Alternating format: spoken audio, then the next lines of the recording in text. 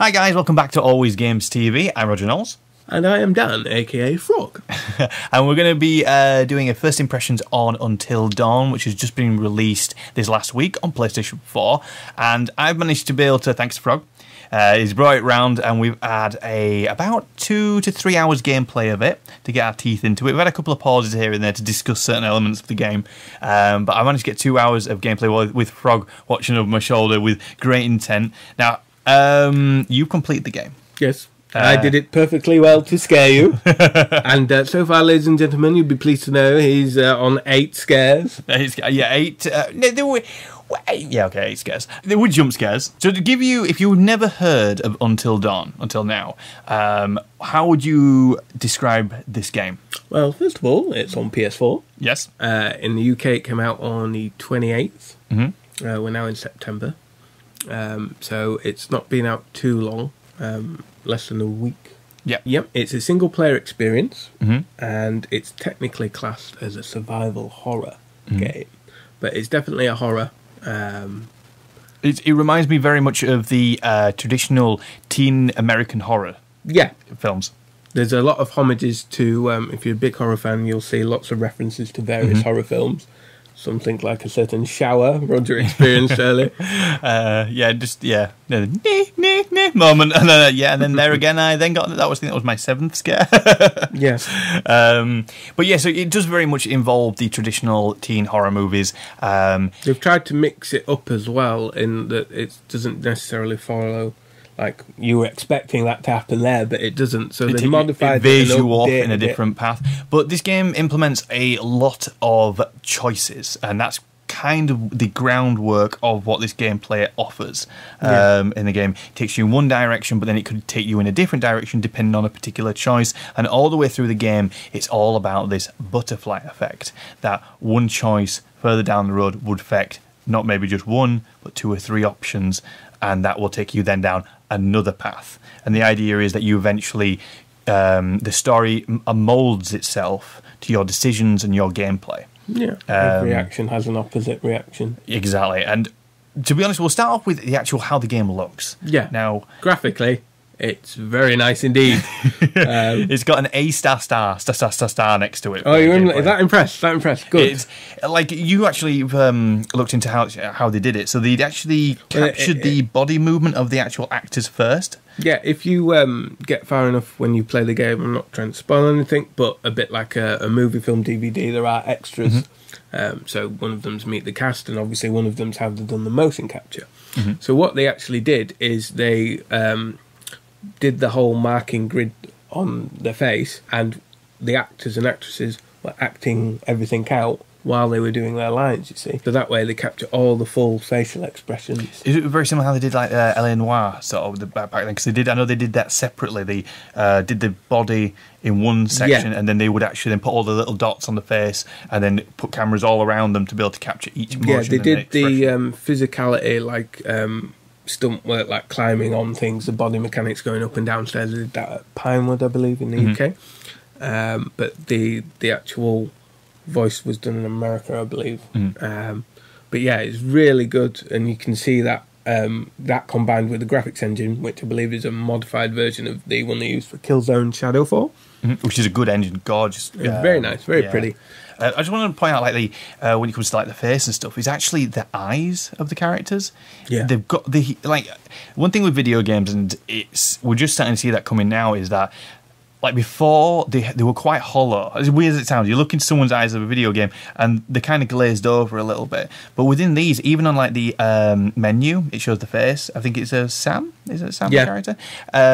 You can see like the emotion of almost tears within her eyes in a slight sense. You know, so you can see the water within them. And she's not crying. She looks fine, but the light just catches the... I know what you mean. In like the older kind of PS1, PS2, it was kind of the crayon drawn on a doll. Even on PS3, I would say. And even some of the early games of PS4, there's still some games that pop up and you look into their eyes and it's kind of like... They don't focus much on the eyes. But with this game, there's a lot of focus on that. Because it's such an emotive experience, and I think Supermassive have done a really great job with this game. Part of the reason for the eyes, of course, is the graphics and the lighting because what you said there about you can see the tears and the emotion and the iris reflections and everything. It really holds a lot, and I think with that is that you're starting to believe these characters are actually there. You emotionally get attached. They convey the emotions. They get scared. They get excited. Plus, you get into like the scenes where there's certain moments where, again, no spoilers, but there are confrontations between the characters, and you actually believe them. They're actually what they're saying, what they're doing, and what their emotions are on the face. You're believing like that this person doesn't quite like this person, and so quite likes this person, and you believe you're actually, even though it's an interactive gameplay, it's like looking at a movie, but then you're like, well, does she like him? Does he like her? And but yeah, so it's perfect for this kind of almost newish interactive drama, as it were. It's basically a movie that you play, which is really great for and the graphics just come across really well, both obviously in the people, as you said, obviously the body mechanics, but just for the scenery, the environment, the mountains, the gorgeous. Snow. Because one thing that you pointed out actually when I was playing was, as they're going through the snow, they will leave the footprints behind, which seems obvious. It's a classic game on that, but it's something about it. Like you're watching, you can actually see the depth of the snow while they've been walking and things like that. And it's just one of those sort of things where it's not only you, if you're controlling that character, leaving the step. It's the person, if you're with someone, leaves footprints in the snow as well. Which again, it seems really obvious because they're in snow, but it's amazing like how many games do try to do it and don't quite get it right to make it look realistic. Although the footprints disappear after a certain amount of time. Do they? On some games, yeah. Yeah. Oh, yeah. I was gonna say I didn't actually notice this in actually. No. As far as I'm aware, it doesn't. If you go back, like if you go off screen and come back, if you get confused with the camera angles or whatever, you can follow it back to indicate which way you've gone. Ah, right. I'm gonna say because I didn't notice at any point that they disappeared, so I presume they probably would, but obviously they might not. They keep staying on screen, which I just want to also point out not only the things that are close to you, but things that are in the distance, the scenery, because it's set, I believe, in Canada. Am I right? Yep. Okay. In the mountains. In the mountains. Blackwood County. I don't know. They don't speak like that. In Yorkshire, they probably would. But it's kind of a situation where even in the distance, the draw distance, everything like that, it just looks gorgeous, and it really is. Obviously, we're kind of bigging it up a lot, but it is really a good looking game. In fact, no, it's not a good looking game, it's a great looking game. And of course, because of the horror aspects and the story, you need this marvelous graphical output, and more importantly, the lighting. Like obviously, even when you go up off the cable car initially early on in the game, the lighting, just as the sun's starting to set across the mountains.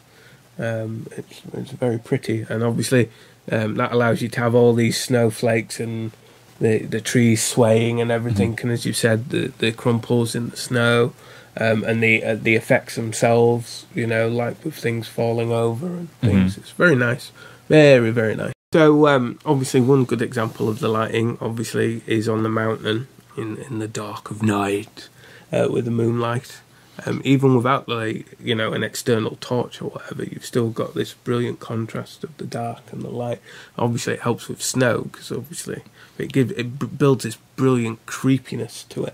Oh, that's one thing I was going to say with the shadows and stuff like that. It helps, because there is some really deep shadows in this game where you can literally not see anything unless you shine your torch or something like that to be able to actually see within them. Also leads to Roger getting slightly paranoid, like, what was that?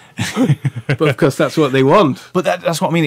Initially, at the beginning of this game, it does rely a little bit on jump scares. On a few occasions, but as we start getting into getting our teeth into it, it actually started to switch over from jump scares. Again, this is not really spoiled because I'm just going to give the aspect that it's just not just one aspect of a type of horror. It starts to build into tension building, and you'll find situations where you're on your own and you're like going, I honestly don't feel comfortable right now. Well, this is a key point again, back to the lighting. When you first went inside, it felt very isolated, and the little bit of music in the background just playing along, the noise of the place that I was in, the atmosphere to it, and overall, it was just the whole situation was extremely quite disturbing because you knew that so you know, obviously it's a horror game, so you're going to be in that sort of mood, but you're building up. Is something going to be around this corner? The darkness unsettled me. Very much. It was kind of like, is there something going to be behind this corner? Okay, I'm coming up to a door frame. Is there something in this room? I'm like, okay, was that something? Did I just see that move?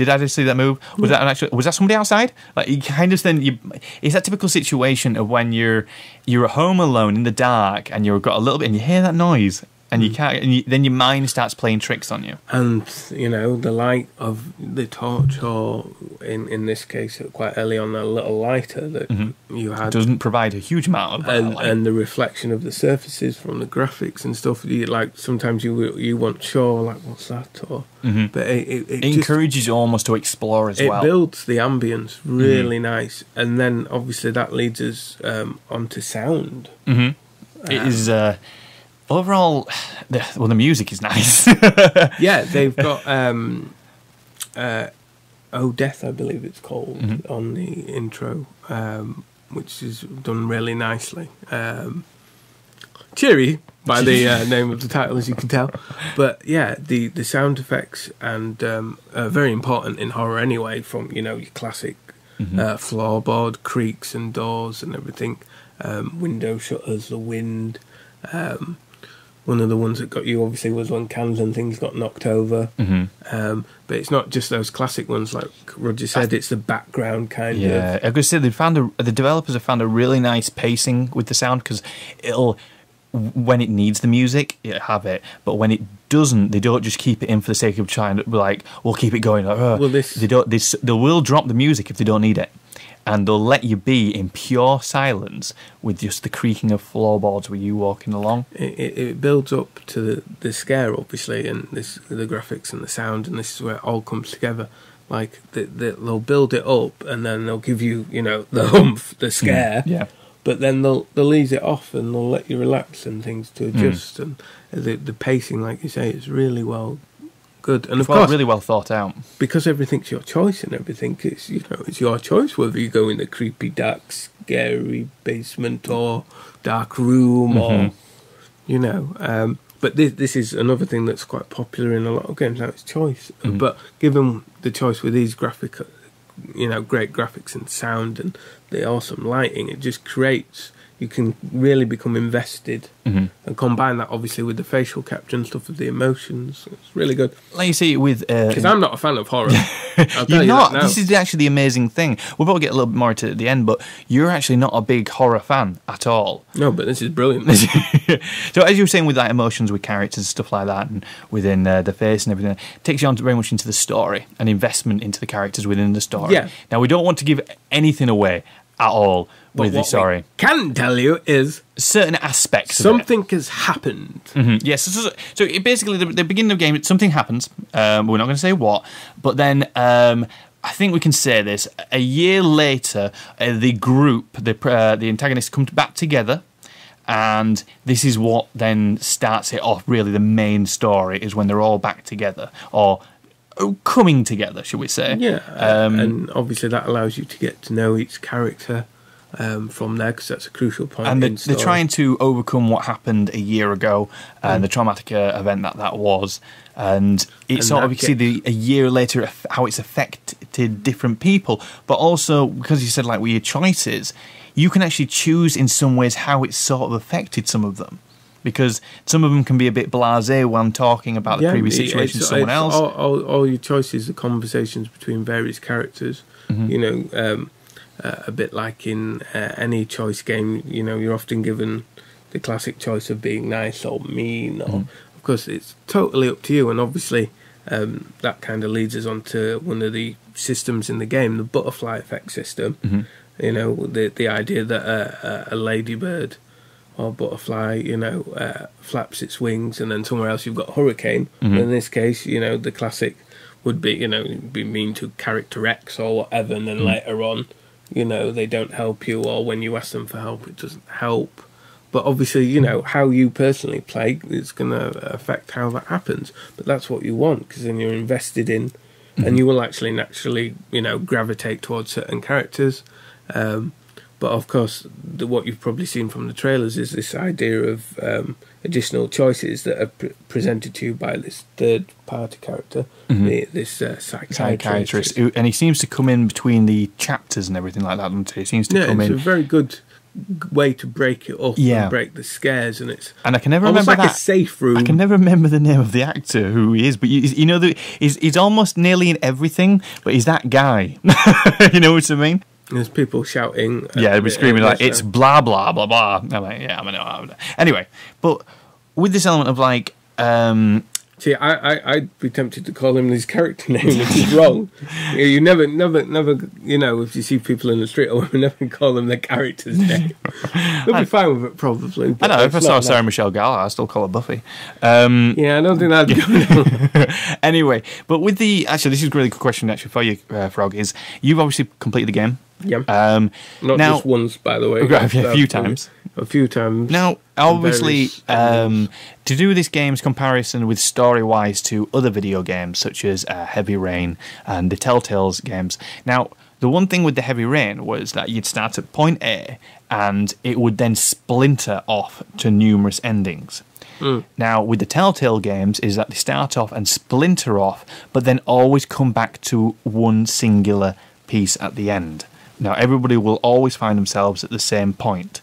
Yeah. Now, I'm throwing this at does it favour more the Heavy Rain style, where you've got multiple endings, or does it come to one single point? Well, same as everybody because else. obviously it's more of a almost a movie hybrid, this idea of the interactive drama, as it were. Obviously, it can't have ultimate, you know, never-ending possible endings, but obviously what you do will affect how it ends, and perhaps even when the game ends, because depending on what may happen, there may be an accidental death or two. Well, that's what I'm getting at, because obviously it's not a spoiler, because it really comes down to the actual person playing. Now, is there a possibility of having them all alive, or is there a possibility of only having some alive, yes, there's or a possibility of, you know, characters surviving all to the end. There's a possibility of them all dying. Obviously, this isn't necessarily a spoiler because there's a trophy list available that people can look. But it does come down to the actual player for that story to actually come about. I mean, for some people, this is what's great about these type of choice games. Some people will be absolutely gutted that they've stuffed up or they've done something and it's led to the death of a character they didn't like or they liked really a lot, and they're like, oh no. And then, of course, that'll cause you to go back and make a different choice. Which you can do at a later date. You can replay various chapters and see how things turn out differently. Obviously, the butterfly effect system allows you to see various things, how, you know, what you did there 2-3 chapters down the line. You're like, right. Reference to all sense. Yeah. And obviously, you know, it becomes known then, and you know that's kind of how that character ends up or not. But ultimately, it is this idea of choice, and like, yes, characters will die. That may affect someone else dying, because like if they weren't there to save that person. I'm not there to save you, for example. No, that actually takes us on actually with onto quite comfortably transitioned over to gameplay. So obviously there's decision making. We've mentioned that. Very much similar to other, like say Telltale, Heavy Rain, things like that. But there's other mechanics in it as well. Yeah, just like in those games, there's quick time events. Quick time events, yeah. There's quite a few quick time events. And of course, originally this Until Dawn was going to be PlayStation Move game, so you can see those kind of elements in there. Obviously, on PS4, you've got the traditional controls that you can have, but you can also have the motion controls turned on. You know, use a motion control if you prefer, which may be better for some people. There's also an element of exploration and investigation. Yeah, good old-fashioned mystery. And you'd come across certain clues and certain items in the world, which it starts to slowly unravel the possibilities of what may be going on. Yeah, but it spoon feeds you them very bit by bit. It's a bit like your classic horror, isn't it? Because at first, you know, something will happen, or it's like, oh, you know, there's often a detective sideline story going around with what's going on with, you know, people going missing, you know, in your classic horror films. So But also, what's interesting that these clues and these pieces that you can find can be very easily missed. Which you said to me when I was playing that I've actually missed a few, which I didn't realise. Missed a few, but of course, part of the thing was that, like, when you go into a certain area and the camera, as you pointed out, it'll draw your attention to something. So you might walk straight past something, but that's the great thing about replay. You'll find something, and you might find a clue that you missed, and it might tie things together for you. And one of the great things is when you find the clues, they often update previous clues. So even if you've not played in a while, it'll, you reference to it. That was actually an interesting comment. Actually, we're saying that if you haven't played for a while, there is almost a TV sort of episodic sort of feel to it. There is these famous words. Previously on. Yeah, so it does actually give you a quick rundown. So, for example, if you, like, I have a habit of this, I'll start a game and I won't play it for a few weeks and I'll come back to it. And unfortunately, maybe even a month, and I will quite often restart it. But the advantage with Until Dawn is it actually gives you a rundown and shows you some of the previous things that have happened in a really sort of concise and easy, digestible way. Yeah, very much like previously on. And with that, you can pretty much put this game down and pick it up at pretty much any point. It will even do that if, obviously you won't know because you've played it non-stop going through, but even if you, like, you go out or the phone rings or someone comes at the door, or you just put it down for whatever reason, if you've stopped halfway through, it will do the previously on. But then you'll continue where you are. So if you're halfway down a corridor or whatever, it'll then kick. Oh, that's quite. I didn't realise that. Actually, that's quite cool. Yeah, that's one feature you won't notice because we didn't have any errors or anything, or we didn't stop. So obviously that leads us.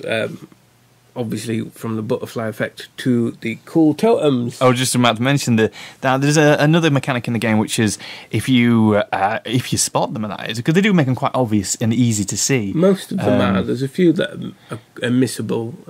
Obviously, if a certain character dies, for example, they may not be there to find that totem. Said totem.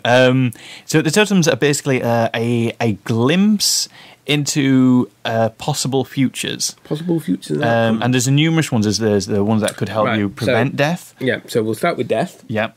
Which are black, and they prophesy the death of a person that is, found it. You've also got danger, which obviously warns of danger, but of course may not result in death, because you might avoid it.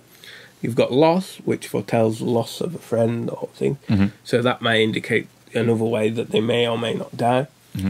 On the more positive side, because we've had death, danger and loss here, we've also got guidance, which gives you a couple of hints, indicating, whether it might be an idea, go this way perhaps, or whatever. But of course, the way they're done is in short little, like, really video short, and literally they're not even almost sometimes a second. Yeah, like so you don't have necessarily context, but that's kind of good in a way. You did mention to me that sometimes that these totems are not actually showing you the correct sort of... No, it's not in, like, chronological order. No, this is... or not even a situation that this is actually showing you the correct path that you should be taking. This could be showing you a path which you're saying, don't go this way, but you don't realise it's saying, don't go this way. Yeah, or, for example, the fortune, the opposite side of death, might show you, of a character surviving. But, of course, you might never even see that until you play it and choose your choices a different way. There's so many layers to this game, it's ridiculous. But I just like the really way it works, because you pick them up and you rotate them and then it dives into... and then you might, obviously, can replay them several times to try and get a clue, but then that kind of feeds into the horror story and perhaps like low levels of paranoia about what's going on. In your case, you were worried about certain things might happen. So stay away from the windows. Always stay away from the windows. But yeah, it's a really good game, and that combined with obviously the characters. One thing we've not mentioned is each character has like values, bravery, really honesty. And they're used when you're making these decisions to affect the status with the characters. Relationship situations, doesn't it? So then if you choose to side with someone, it will bump up the relationship within that character and then lower it on others, which I presume could affect certain situations further down the road. It's classic, like in other games like Telltale and stuff. If you've got a better relationship with certain characters, if you ask them to do something, they may be more inclined to help you, they may not. You know? And also, it also shows off the personalities of the characters as well in that same section. Yeah, there's the classic archetypes. You know, there's always like charismatic guy. There's always like a funny, a classical bitchy, you know, girl. You know, there's the classic guy. Yes, sorry. There's the classic kind of nerdy geek / academic guy that figures what's really going on, but socially inept. Perhaps, yes, in certain areas. So there is so many different layers to the characters, to the story, to the gameplay. But let's take it down to now how overall you felt about the game. Overall, it's very good, and I'd highly recommend it to anyone. I think it's done very well in reviews by other media outlets. Yes, yeah. That's what I was thinking. But no, it's yeah. Obviously, how many times have you completed then? Lost count. Oh my god! Yeah, rather addicted. So technically, this video is actually not just any first impressions. This is technically a review from Frog and first impressions from me. So, but it's well worth its money easily. I've already recommended it to a few people. I mean, what's great about it is if you're not into like more hardcore kind of Dark Souls style games, anyone can pick up and play this. You know, it is an interactive very accessible, drama. Very basically. accessible. Obviously, it's down the survival horror area, which may put some people off. I think it would put. I think I can understand why it might put people off initially, but I think once they start delving into the actual, it's not just gore and horror. There's character development. There's interacting, and there's a much more personal stamp on it from what you choose. I think it could appeal to a much broader audience that it will initially entice, if you know what I mean. Yeah, it's gonna make waves. I'd certainly say. Certainly, yeah. Like obviously it's out and there's videos on the internet. A lot of people playing with other people because they might not be overly, you've almost got the people that are playing with the lights on and just having a fun time, but equally you've got the people that want to be scared because that's one of the reasons why people buy it. They want the fright, the excitement, and you can get that. Turn the lights off. Worked with you. It worked very well with me. Obviously. Rod probably may have jumped more if I wasn't here, because most probably actually, yeah, I got to. I probably maybe because obviously we were talking during it as well. You see, but and obviously some of the the way the horror scares are done, people may miss, or something you might not find particularly scary, or you've seen like a film and that made you think, oh well, that's obviously going to happen there, but then they might get you with another one. But no, overall it's really good. Obviously. There's the mystery to solve and what's actually going on, replayability and different choices. Because generally, when we play these games, we want to, even if we're happy with how we've got an ending, we're interested in. Well, hang on, what would have happened if I'd have made that other decision much earlier on? And that gives it replayability. Obviously, it's not like an epic 300-hour RPG, but it's not meant to be that. It's this finely crafted horror story. That you're gonna really enjoy, and you'll be like recommend. Oh, have you played? You played Until Dawn? It's one of the sort of games which I think I did with Heavy Rain. Was for many years after it had been released, I was still recommending it to people. Oh yeah, I still recommend Heavy Rain. And I think this is going to be certainly one of those games where I'll be like, "Have you tried Until Dawn?" And they'll be like, "No." I'm like, "Just get it." And it's one of the sort of things where you just don't tell them anything. Just say, "Just play it." Yeah. And then I could. It's almost one of those games where an hour will turn into 2 hours, 2 hours will turn into 3, and so on and so forth. Oh yeah, you can really lose yourself within the game. Yeah, it's just like a good film or good book. You can really get into it, and obviously the graphics, the sound, the motion capture that's done, it just all brings it in really nicely. Obviously, if you're not a big fan of horror, then that's fair enough. I'm not a big fan of these type of horror games. Or films, as it were, but I love my games and everything, so it's certainly worth a check out. I got to admit, I put 2 to 3 hours into it now. And I really, He just really wants more. I want more. Well, I think that pretty much wraps up our first impressions / review of Until Dawn. Don't forget to check us out on Twitter at AlwaysGamesTV, and like our Facebook page. Check out our website www.alwaysgamestv.com. Frog, thank you so much. And we're gonna go crash out now because it's extremely late. And yeah, we're good. And who's that at the window? No! Thanks, guys. Bye. Third grade. Josh sat in the back of the room, I sat in the front. We didn't even know each other existed. But the kid sitting next to Josh started strap snapping the training bra on the girl in front of him. So the teacher made him move to the front, where I was sitting. Okay, so? So I got moved to the back. And? And next to Josh. That's how we met. I mean, and became friends to this day. Made in heaven. If it weren't for the fact that Jeannie Simmons hit puberty like 3 years early, and on that day decided to wear a low-cut shirt that showed off her training bra, I mean, who knows? You could be riding in this cable car alone. Right now. Or talking to some other person entirely. Boom. Butterfly effect.